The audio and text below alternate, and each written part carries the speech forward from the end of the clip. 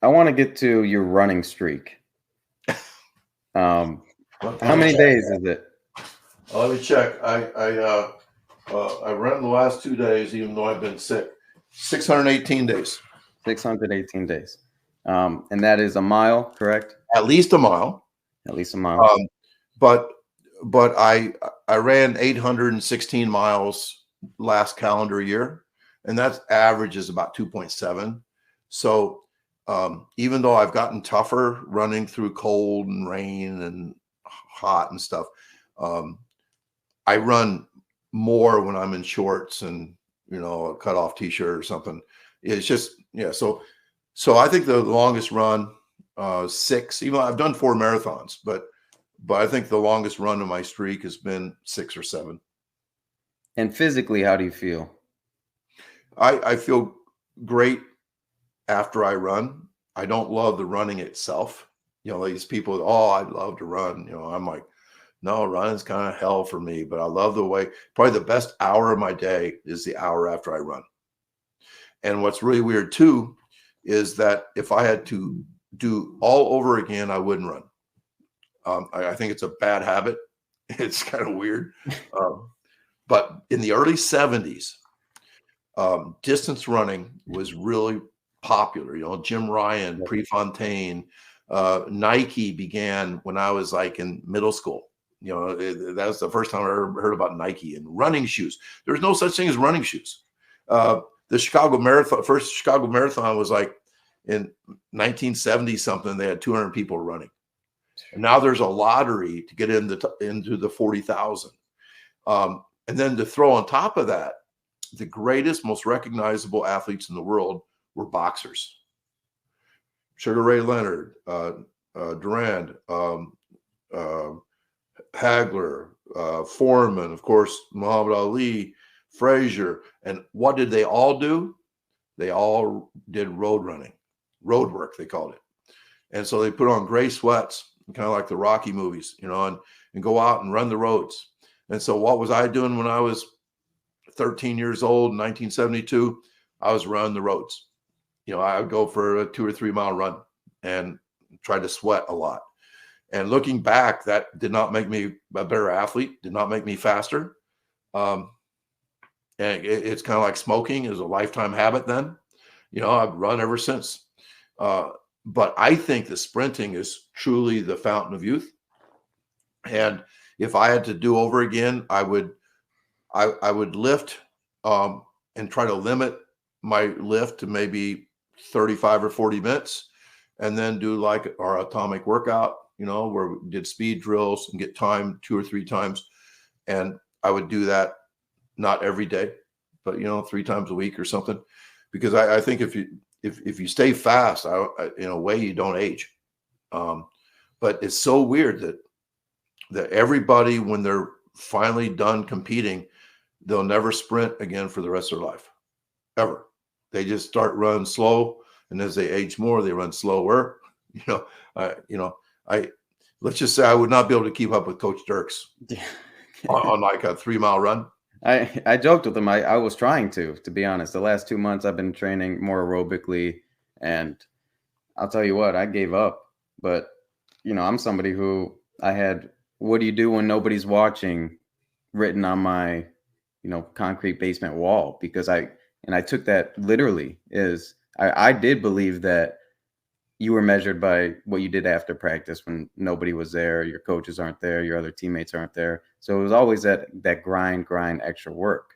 But I really think it was detrimental to A, my health, and B, my performance. And it is so attractive, like you're saying, to put on your sweatpants and run on the side of the road in the middle of the night when it's just you, it's you versus you. But that's kind of where Feed the Cats needs to be highlighted, is because it's not that way. So what for you, how did you train before, like with your track athletes? What was the paradigm, like what was that shift like from that old method to Feed the Cats, what it is today?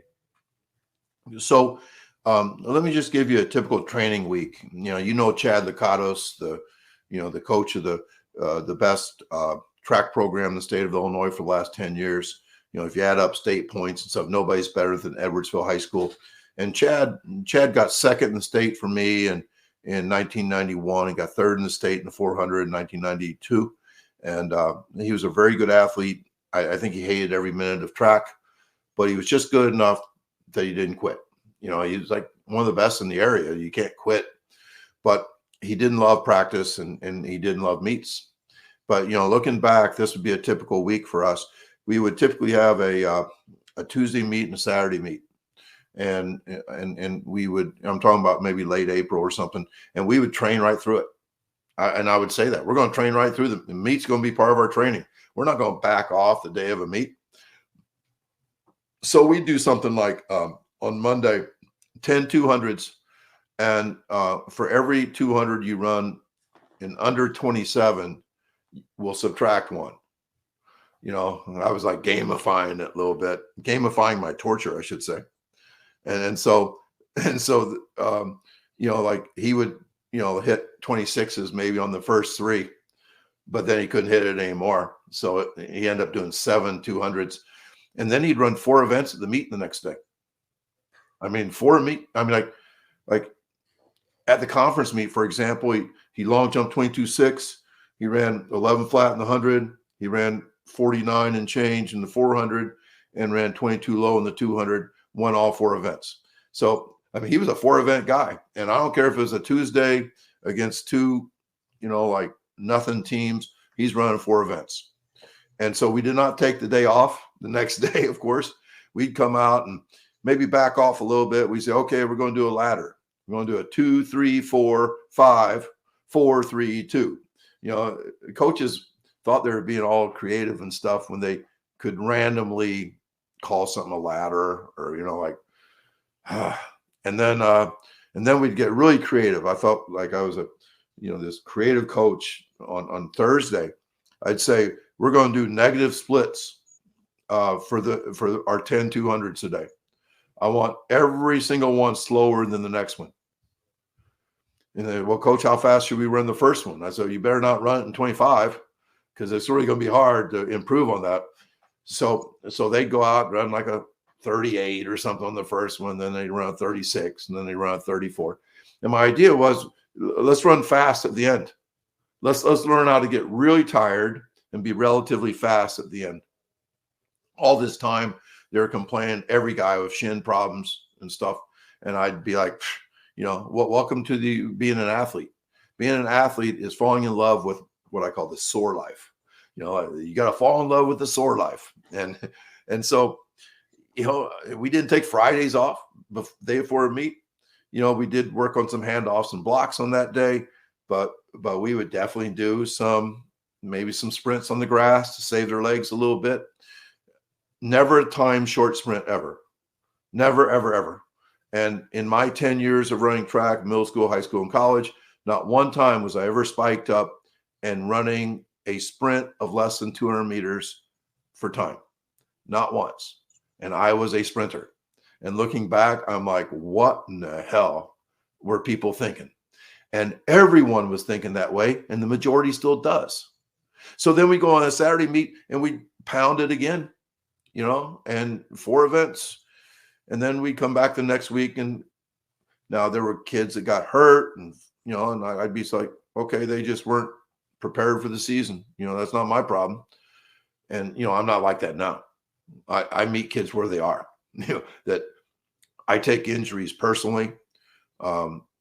If we have 6 kids out of our sprint workout, I'm like, what did we do wrong? What did we do wrong that caused this crap? And sometimes we don't do anything wrong, but we're doing something right by holding them out. And I tell coaches all the time, ever since we started holding out guys with slightly sore shins, they're usually 100% the next day. So we got them better. We had a kid that you and I both talked to today that had some soreness. And, I told him you only heal and you only grow when you sleep. Something that nobody's ever told me ever as an athlete, ever, ever, ever. But your situation with as hard as you work, I think the two of us were very similar. Very frustrating high school careers. very injury prone. I don't know about you, but I violated the two most important rules of performance. I tried too hard and I thought too much. I mean, I thought about sports all the time, and I just tried too hard. I won't try to win every sprint. If I had a bad injury, I tried to come back too soon. I mean, no matter what, I always wanted to be somebody that my coaches were proud of. And it was to a fault because I sacrificed performance, and, injured athletes are absolutely worthless. And I think fatigued athletes are absolutely worthless. And so maybe that stuff kind of went into my performance-based training, where practice is not just the hell you have to go through to win. That practice is best when we are at performance levels for short periods of time with good recovery, and the kids love what they're doing. Yeah, and I think it gets complicated when you see a guy like Chad go out there and have such success after all that brutal practicing, because you're like, well, I'm not going to change anything. Why would I? He's out here getting first place in 4 events. But how good would he have been if he was training how we train now? And, would his career be longer? Would his life be just overall better because he slept more and he ate right and did all these things? But life altering. It yeah, would have been life altering. He would have run instead of 11 flat, he'd run 10-6. Instead of he ran a 48-2 split in the state meet, in the 4x4. I think it's 49-2 in the open. I think he would have been a low 47 guy if we would have trained him like Kamari Montgomery trained, 100% feed the cats at Plainfield Central. Everything Kamari did was feed the cats. And, he had one of the most amazing state meets ever, 10-50, 46 low, 21 low.